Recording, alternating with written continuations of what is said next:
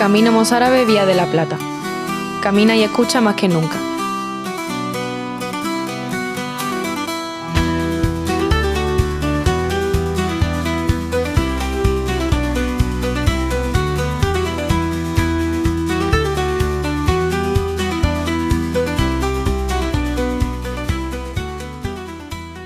Hola Manuel, ¿cómo estás?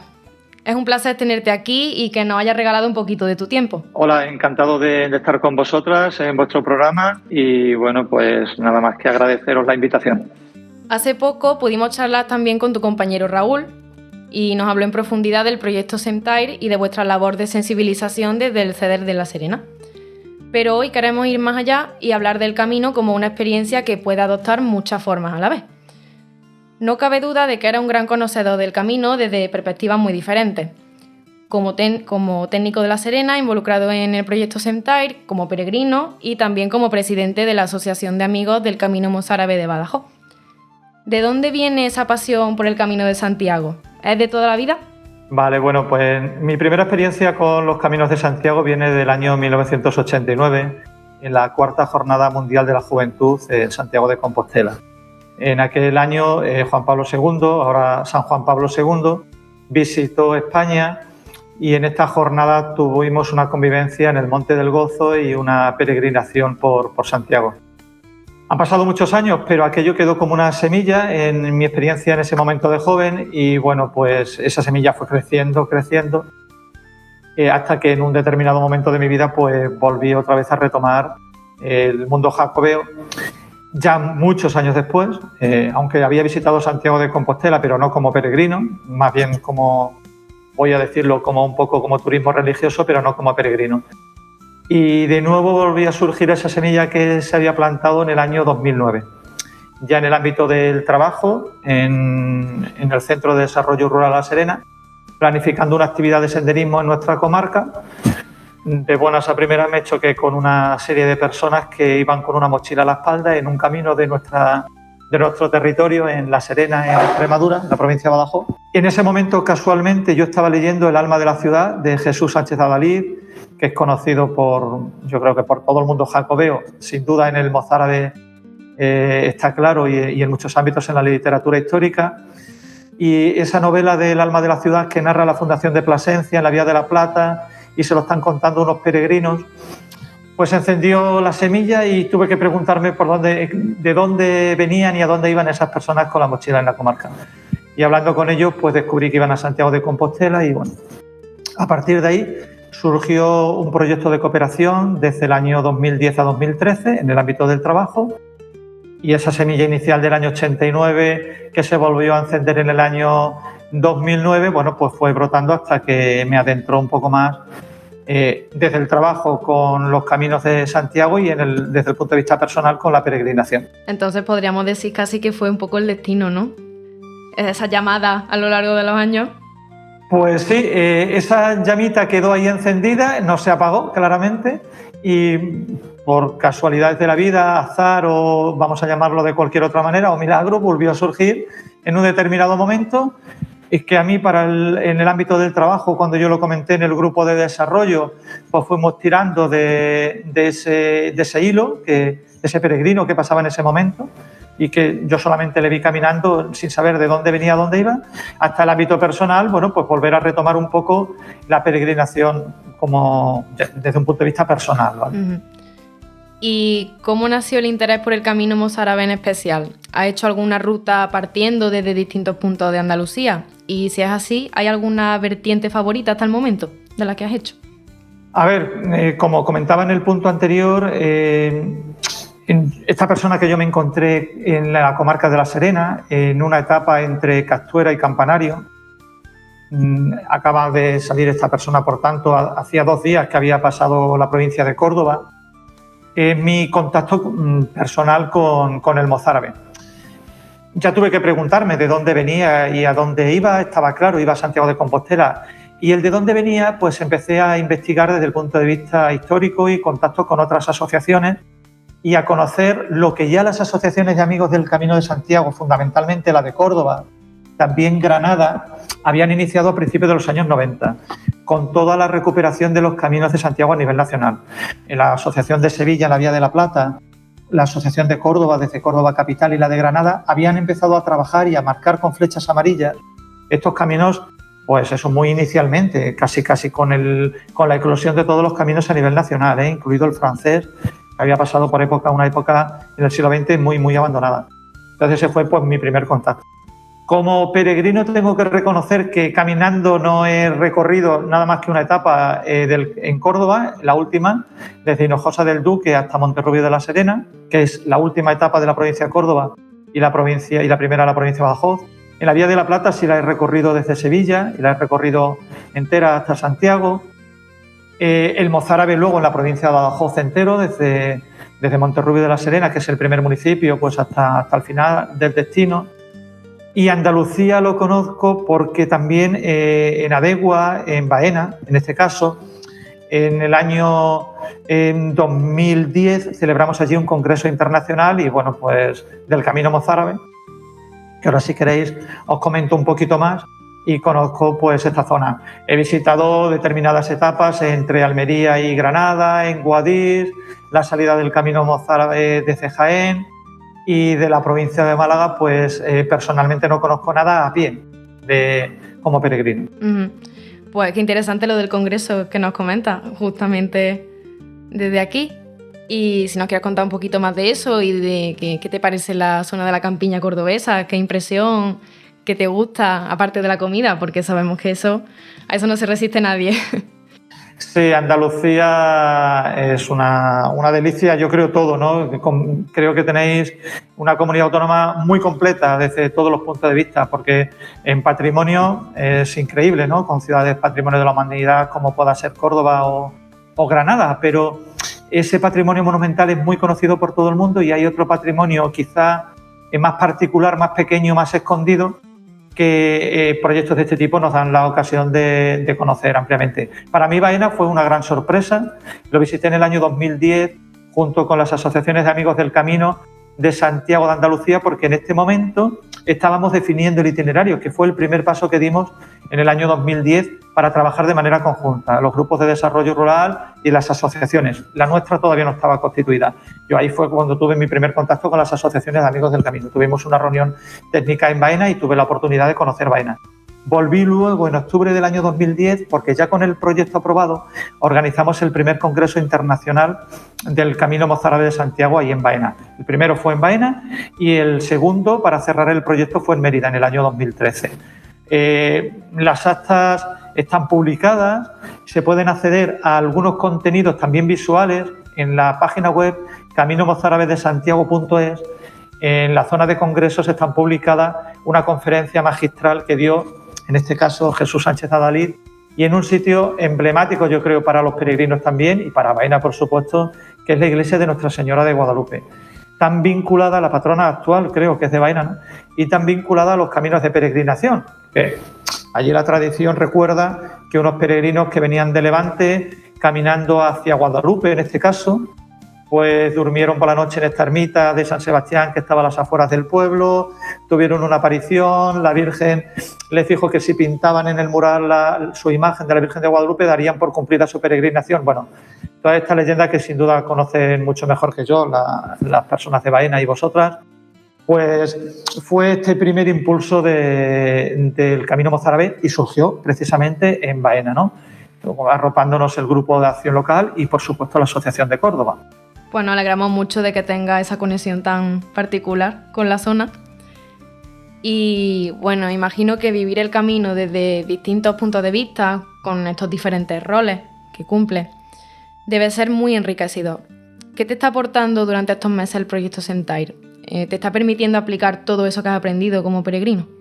Pues sí, y desde distintos puntos de vista. A ver, para mí el valor de la cooperación es algo fundamental también en mi trabajo. Lo intento llevarlo a la práctica la mayor veces posible porque la cooperación, más que la coordinación, la cooperación tiene un valor fundamental. Une personas, une proyectos. Este proyecto de cooperación del Camino Mozárabe de Santiago está uniendo precisamente a personas, las que trabajamos en el ámbito rural, los grupos de desarrollo, las administraciones públicas, las empresas que trabajan también con los peregrinos, restaurantes, alojamientos privados, talleres de bicicleta, farmacias, etcétera. Muchas empresas locales, ¿no? En muchos pueblos muy pequeños, con las asociaciones de amigos del Camino Mozárabe de Santiago, sin las cuales, sinceramente, considero que este gran proyecto, este itinerario cultural no existiría, porque las asociaciones han sido las que han impulsado en su principio el camino y las que mantienen vivo el camino. Y ya no solamente por pintar las flechas amarillas, sino por toda la labor de investigación, de difusión, de acompañamiento a los peregrinos que de los 5 continentes están pasando, como sabéis, por nuestro camino, ¿no? Para mí ese es el valor fundamental, la cooperación. Tengo la oportunidad de verlo desde distintos prismas, como bien decías, desde trabajador de un grupo de desarrollo local, desde el ámbito de una asociación de amigos del camino, con lo cual conoces a muchas asociaciones y tenemos un trato directo con los peregrinos que hacen el camino, ¿no? Que es, las personas al final es lo que te hacen enriquecer y crecer como persona por una parte y luego, bueno, pues apoyar desde ese punto de vista al impulso del proyecto en sí. Pues no podría estar más de acuerdo. Y justamente centrándonos en la Asociación de Peregrinos de Badajoz, ¿cómo es estar al frente de este tipo de asociaciones a nivel regional y cuáles son algunas de vuestras iniciativas? A ver, nuestra asociación es joven, nació en el año 2013, el día precisamente del Día de Extremadura, que aquí celebramos en torno a la Virgen de Guadalupe, y surgió pues siguiendo los pasos de las asociaciones de Andalucía, que yo creo que han sido nuestra imagen donde nos hemos visto reflejados. Nosotros como asociación tenemos un ámbito provincial, son 120 kilómetros en la provincia de Badajoz. Tenemos socios desde institucionales, hay algunos ayuntamientos que son socios de la asociación, algunas empresas que prestan alojamiento privado a los peregrinos y luego pues personas a distinto nivel. Es complicado trabajar en una asociación sin ánimo de lucro porque al final una asociación y un cargo en una asociación es una carga, ¿no? Es complicado renovar las juntas directivas, es complicado animar a que la gente se una y participe. Y hay otra actividad también por destacar que de la que nos sentimos muy orgullosos y es trabajar con las personas con discapacidad. Hacemos una actividad, intentamos hacerla todos los años, aunque un año hemos fallado, salir al camino con personas con discapacidad, donde hacemos 5 kilómetros aproximadamente del camino y compartiendo la experiencia de los peregrinos y bueno, pues eso es muy enriquecedor para todos, ¿no? Una jornada de convivencia entre muchas personas. Y seguro que te has encontrado a peregrinos y peregrinas de todo tipo, ¿a que sí? ¿Tienes alguna anécdota que quieras compartir?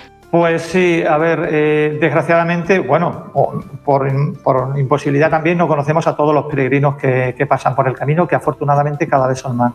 Pero hay algunas personas, yo creo, sinceramente, que el camino deja una marca en todas las personas. Las personas que hacen el camino te dejan una marca. Hay una marca que para algunas personas le engancha de tal manera que no pueden parar de hacer el camino y han hecho infinidad de caminos, que no es mi caso, ¿no? No he recorrido tantas veces el camino. El camino deja una marca en las personas, pero también estoy convencido de que hay personas que dejan marca en el camino.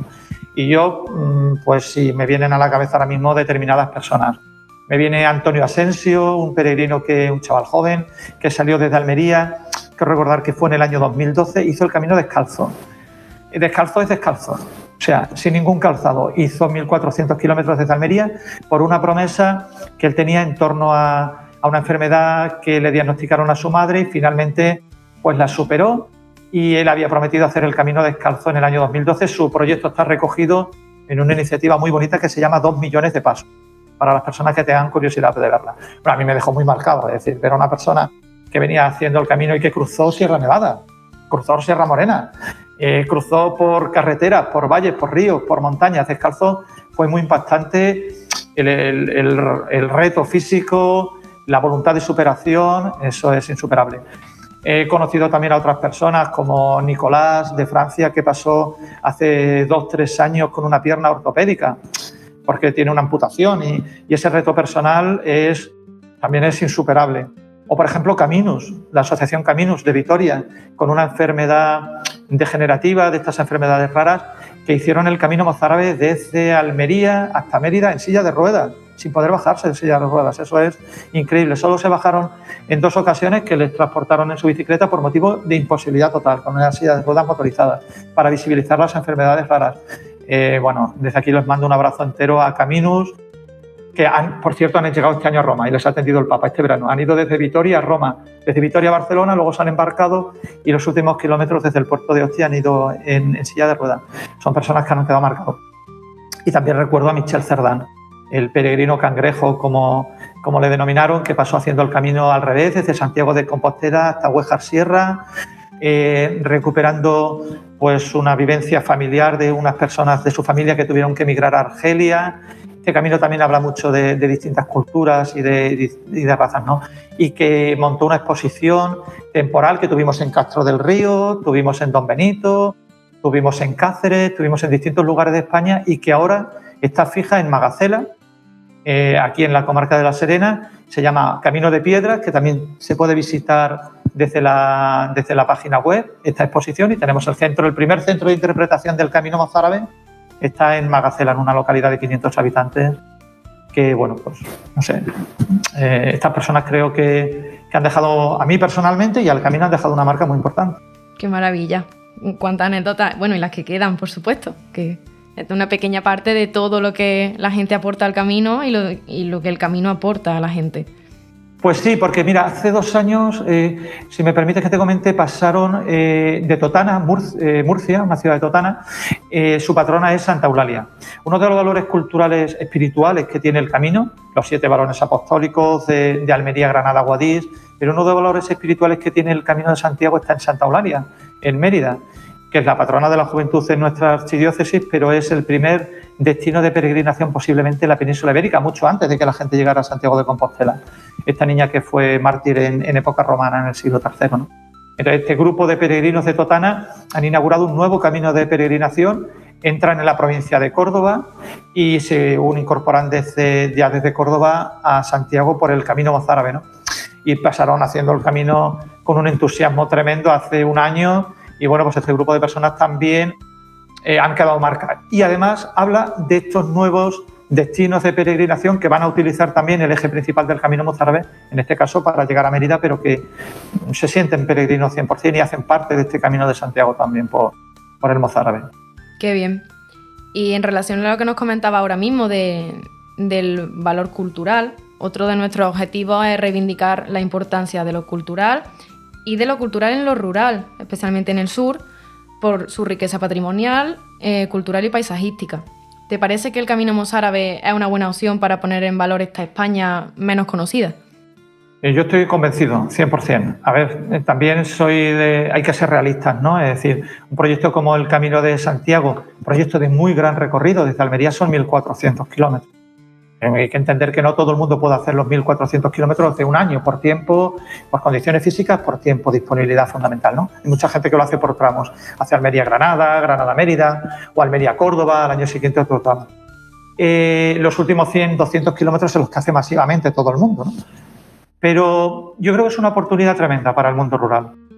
Y siendo realista, no nos va a sacar, yo lo digo, pues de todas las dificultades que estamos pasando en el mundo rural, de despoblación, abandono, etcétera. Pero sí que es un valor muy importante. Y lo digo cuando hablamos con la asociación, con muchos alcaldes. Es decir, que el Camino Mozárabe de Santiago pase por la ciudad de Mérida, por ejemplo, o pase por la ciudad de Córdoba, pues apenas tiene impacto económico ni social en la ciudad de Córdoba. La ciudad de Córdoba, no quiero imaginarme las personas que pasan por los patios en el mes de mayo, ¿no? Pues pasarán cientos de personas, ¿no? O por Mérida para el Festival de Teatro Romano Clásico de Mérida.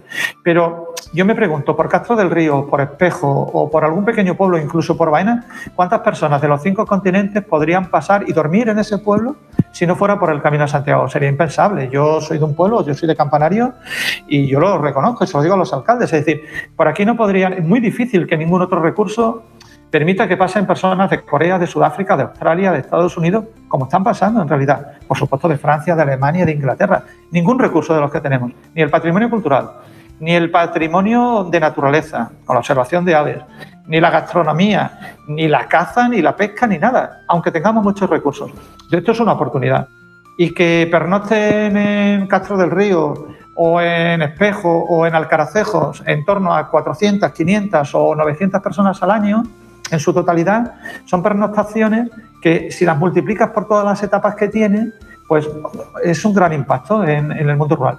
Sirve también para que la gente local, de los que vivimos en los pueblos, pongamos en valor nuestros recursos, porque muchas veces viene gente de fuera y nosotros que estamos aquí no valoramos lo que tenemos. Y que bueno, pues lo que estaba diciendo, que pasen por el Teatro Romano de Mérida o por la Mezquita de Córdoba, pues son recursos que son mundialmente conocidos. Pero hay otros recursos, yacimientos arqueológicos ahí muy cerquita de Baena, o una almazara de aceite en cualquier pueblo pequeño desconocido, el paisaje de olivar, que es inmenso y que sorprende a muchos peregrinos que vienen de fuera, o aquí en la provincia de Badajoz, cuando pasan por extensiones inmensas de trigo que la gente no sabe si están en Tailandia o están aquí. Yo cuando hablo con muchos peregrinos que vienen de zonas muy masificadas de Europa, pero sí que simplemente el paisaje, ¿no? El paisaje, la cultura, la gastronomía, el trato con las personas. Los peregrinos yo creo que se llevan un trato muy cercano, porque, bueno, a ver, siempre habrá algunas personas, sí, alguna incidencia que puedan tener algunas personas, pero creo que tienen este trato cercano de contacto con lo rural, y yo creo que para el mundo rural es un pilar muy importante. Sí, que al final ese intercambio cultural, humano, es brutal, tanto para los que estamos aquí como para los que vienen. Claro, nosotros tenemos experiencias, por ejemplo, en los colegios, ¿no? En un colegio en Lava y otro colegio en Mérida, que con el proyecto del Camino Mozárabe en la escuela, incluso los propios peregrinos se acercan al colegio, sellan su credencial allí, tienen un contacto con los niños. Un contacto con los niños supone no solo que le cuenten su experiencia, de dónde vienen y a dónde van, es que están hablando también en inglés o en francés con los niños, y tienen a un nativo que ha venido de Australia, Andrés, por ejemplo, y su mujer, que estuvieron de hospitaleros voluntarios ahí en Almería el año pasado y además hicieron el camino, pasaron por Baena, y ese trato es probable que no puedan tenerlo un niño de 10, 12, 14 años, que puedan conocer y hablar con una persona de Australia en inglés y en español, de Australia, de Japón, de Corea, de Sudáfrica, como están pasando, ¿no? De Estados Unidos. Yo creo que esos valores son muy enriquecedores también como personas. Y bueno, pues de hecho, en todas las administraciones públicas, los grupos de desarrollo, las asociaciones, lo hemos visto desde el principio, porque trabajamos en el territorio y lo reconocemos el valor que tiene, ¿no? Claro. Vamos a imaginarnos que en unos años estos niños que gracias a esta iniciativa de sensibilización están conociendo el camino, vamos a imaginar que uno de ellos decide ponerse en marcha, o cualquier otro futuro peregrino o peregrina. ¿Qué consejo le daría, un único consejo, a esos futuros peregrinos o a personas que nos están escuchando ahora mismo? Pues a ver, en un solo consejo, en una sola frase, yo le diría ánimo, ánimo, el camino no te va a defraudar. El camino es una metáfora de la vida, ¿eh? En la vida nos pasan cosas buenas y cosas malas a todas las personas. Tenemos momentos de dificultad y tenemos momentos de alegría, y en el camino vas a pasar por cuestas importantes, vas a tener que subir pendientes, y también vas a tener momentos de felicidad, de valle y de descanso y de relax. Y el camino es esto, es una metáfora de la vida. Sales de tu casa y vas a otro lugar, te enfrentas a lo desconocido. Pero lo resumiría en esta frase: ánimo, el camino no te va a defraudar. Qué bien. Y bueno, lo que dicen siempre, buen camino, ¿no? Y buen camino para terminar nuestra charla que acabamos de tener. Y pues muchísimas gracias, Manuel, por compartir con nosotras tu vivencia y parte de algo tan personal y tan especial. Estoy segura de que podríamos estar hablando del Camino de Santiago y del Mozárabe durante horas y horas, si nos dieran cuerda, porque es un tema del que hay mucho que decir, y la diversidad de historias y experiencias que tiene es fascinante. Así que esperamos verte muy pronto de nuevo por tierras cordobesas, ya que lo mejor del Camino Mozárabe es que siempre se puede repetir y redescubrirse de una manera distinta. Nada, muchas gracias a vosotras, seguro que sí. Cada día que pasas por un paisaje vas a encontrar algo distinto, vas a conocer a personas distintas, aunque pases muchas veces, y de hecho tanto es así que hay gente, peregrinos que hacen el Camino Mozárabe, más allá de las asociaciones que salimos todos los años y recorremos las mismas etapas. La gente de Córdoba hacen todos los años el Camino Mozárabe entre Córdoba, pero seguro que cualquier persona que venga va a encontrar algo que el primer día no descubrió, porque has pasado en otra época del año y el paisaje cambia de primavera a otoño o a verano espectacularmente, o porque no has conocido a esa persona, o porque no has podido probar ese plato que en verano tomaste es el gazpacho o el salmorejo andaluz, y a lo mejor en invierno probaste otra cosa porque probaste el rabo de toro, no sé, cualquier otra cosa. Exacto. Las oportunidades y las posibilidades son infinitas. Nos tenemos que quedar con eso. Eso es. Pues muchísimas gracias, Manuel. Muchas gracias a vosotras y buen camino. Buen camino. Oye, qué hombre tan majo y qué rato tan agradable hemos echado en su compañía. Hemos escuchado historias fascinantes sobre varios peregrinos, hemos hablado sobre la importancia de la cooperación y de la red humana en el camino, y sobre todo nos hemos quedado con ganas de más. Aún nos queda mucho por contarte, así que te vemos en el próximo episodio con un tema que nos resulta muy familiar. ¡Hasta luego! Camino Mozárabe Vía de la Plata. Camina y escucha más que nunca. CEMTAIR es uno de los 3 proyectos nacionales aprobados por el Ministerio de Industria, Comercio y Turismo en relación con los caminos jacobeos en el marco del Plan de Recuperación, Transformación y Resiliencia en Experiencias Turismo España. Proyecto financiado por la Unión Europea Next Generation, Plan de Recuperación, Gobierno de España.